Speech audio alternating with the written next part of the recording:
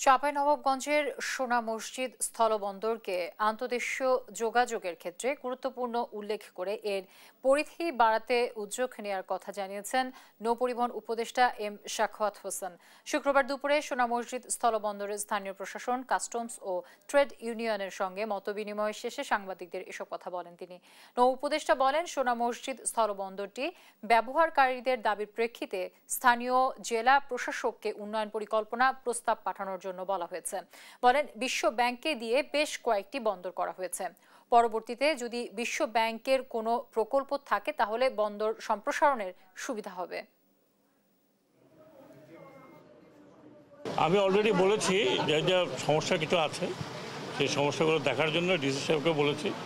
একটা রাস্তার বিষয় আছে, 2.5 কিলোমিটার 3 কিলোমিটার রাস্তা, এটা একটা প্ল্যান করার জন্য।